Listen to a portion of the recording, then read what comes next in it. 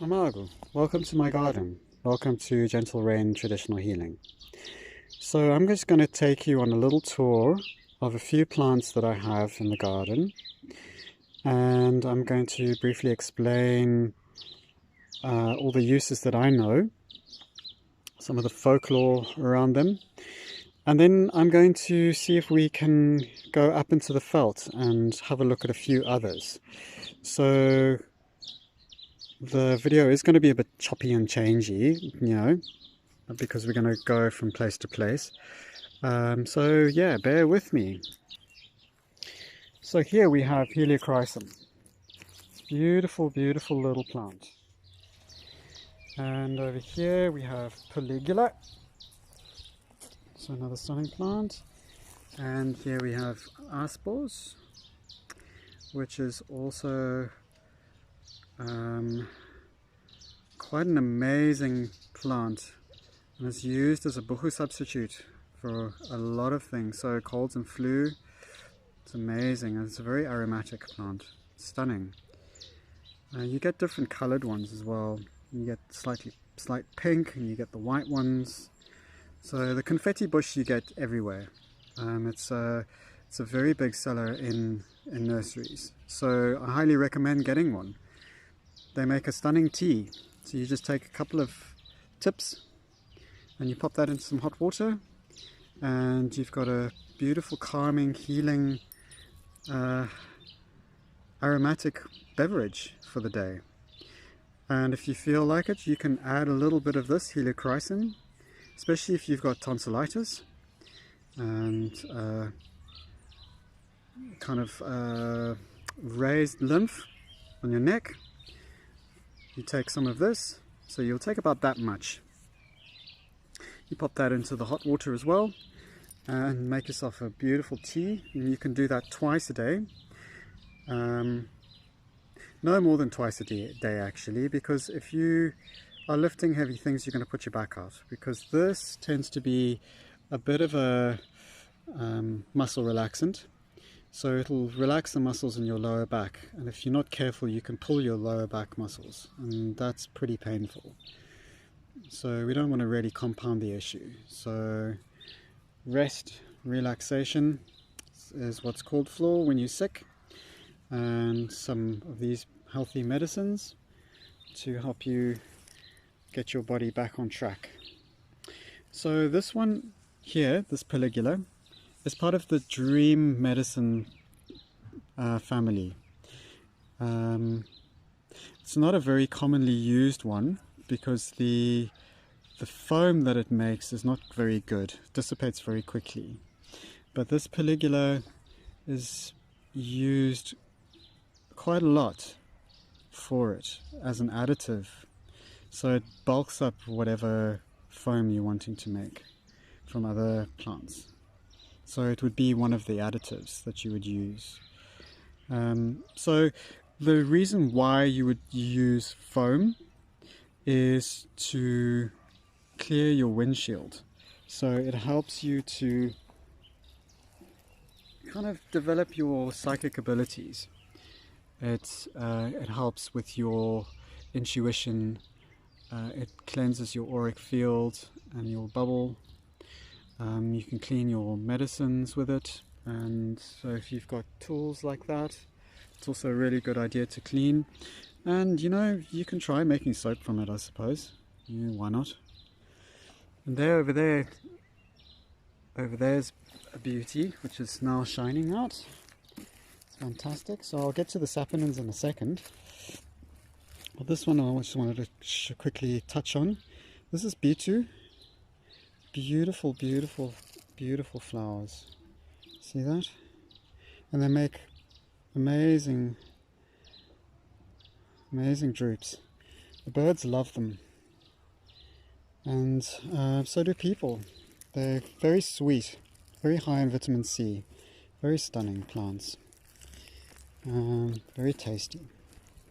So yeah, back to what I was saying about the Polygula. So that is one of the medicines that we use for saponins, but the main medicine that we use is ubalao You probably would have heard of ubelau or dream root. You will find it on the internet. Goes for a huge dollar in Europe.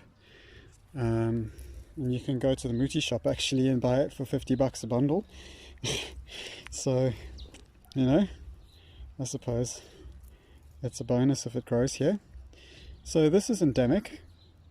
You know, it grows all the way around here. Beautiful. I actually picked this up. I got these seeds from the mountain in Cape Town. And I spread them on the ground and waited and waited and watered them and nothing happened. I thought, oh, okay, maybe they were dud seeds. And as soon as it rained, oh my God, did it come out. And now look, you see I've got all of these babies. It's fantastic. I've got two different kinds actually. Oh look, there's some fumitree over there. Stunning. There. That's it. That's a very interesting little plant there.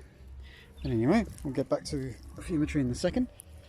Okay, so here is some other stuff.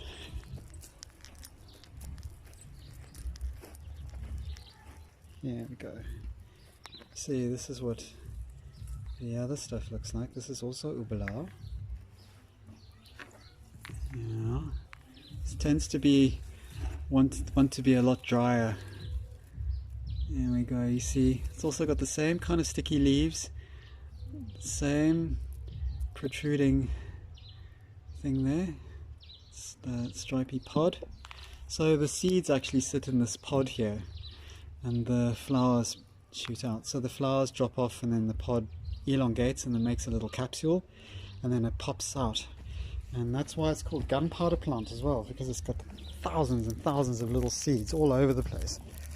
So that's why you get prolific reseeding like that.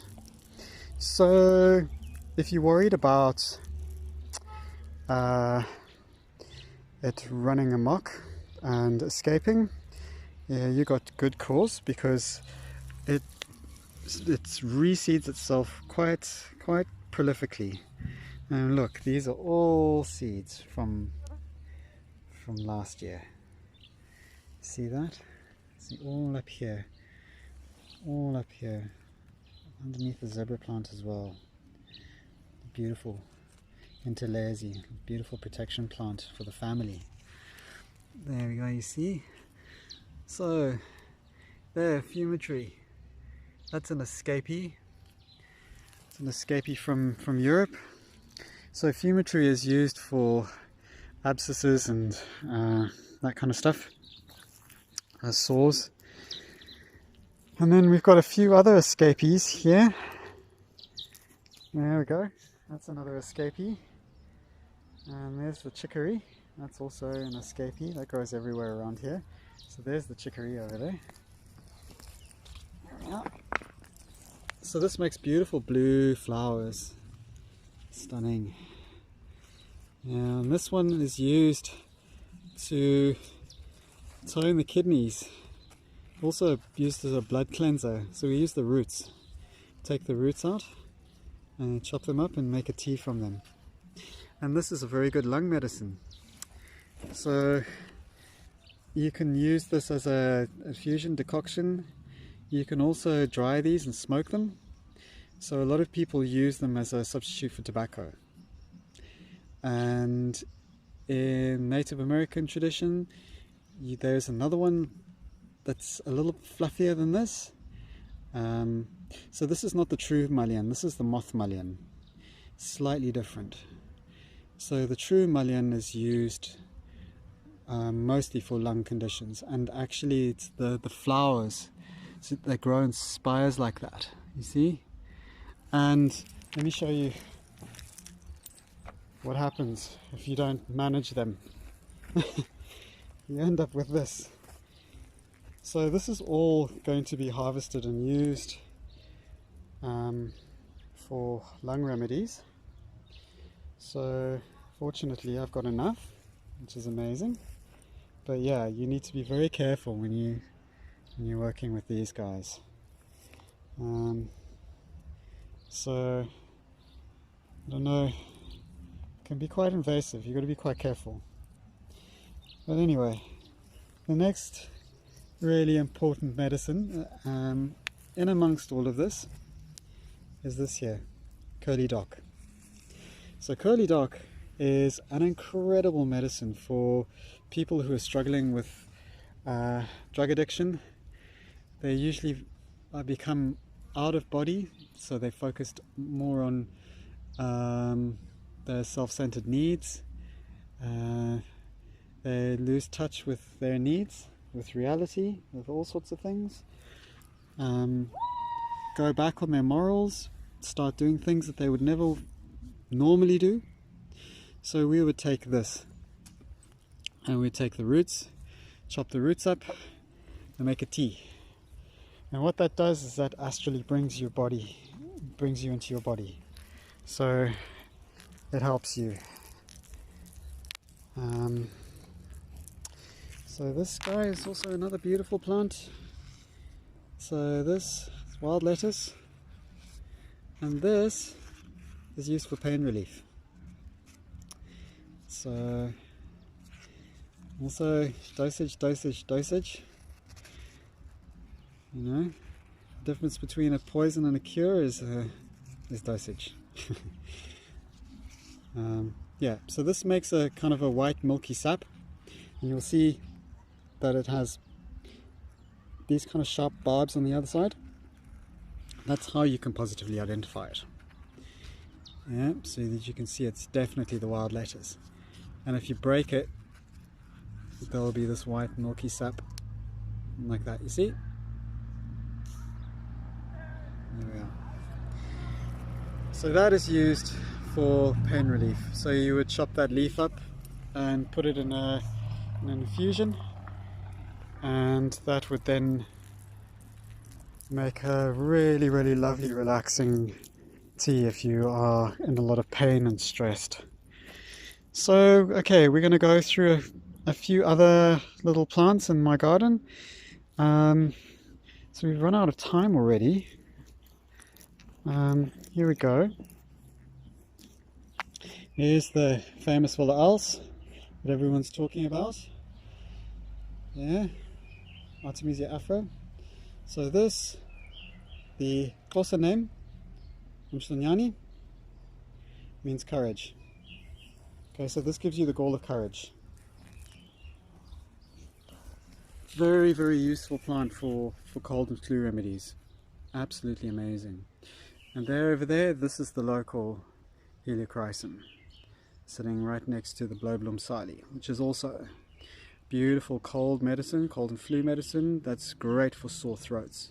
So you would take a couple of those leaves, crush them up, put them in some hot water so that it infuses nicely, and then you just gargle with that, and it helps. You can also use it for disinfectant. It works really, really well. Same with the Helichrysum, actually, it works really well. And there's the brown dune sage, also salvia.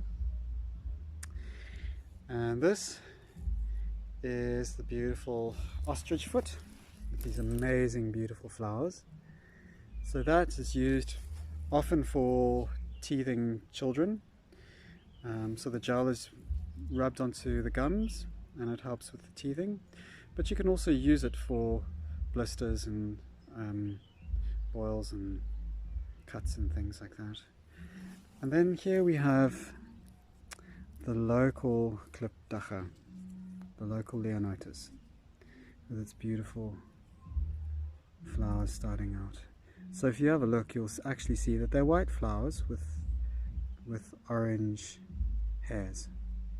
So this is used to tone the heart. So if you have heart complaints, usually you'll be given this by a traditional healer. Yeah, and you get the other one, which is longer leaves. I've got one, but it's not doing very well. I didn't plant it very well in the right place anyway, and it's used for the veins and the arteries to get rid of plaque and to thin the blood. So yeah, if you're taking blood thinners, not a good idea to take these as well. And that's pyrethrin over there. It's a very good medicine also. It makes pyrethroid, which is a pesticide. So I use that for getting rid of critters, and it works very well. Okay, and then you've got our beautiful olive, and that is used for hypertension. So the olive is about revealing. So if you reveal stuff, then there's nothing to hide. So stress is usually hidden emotions underneath stuff that hasn't come out, that hasn't been expressed. So the olive reveals it, and it's the olive branch that we use to stir the oerbalao. So it reveals everything. And there we've got some beautiful coarse food, some food.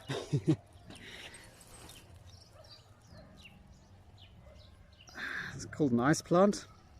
It's used as a spinach. It's like a maroch. It's very beautiful, very nice. And then we've got carpobrotus, which is used for sore throats. Just stunning. So you just chew one of these little leaves. Yeah. Here we go. And here we go. And we've got some beautiful elephant's course, very high in vitamin C, it's very good. You know, if you eat them different times of the day, they taste different. In the afternoon they usually taste quite bitter. Whoa, not this one.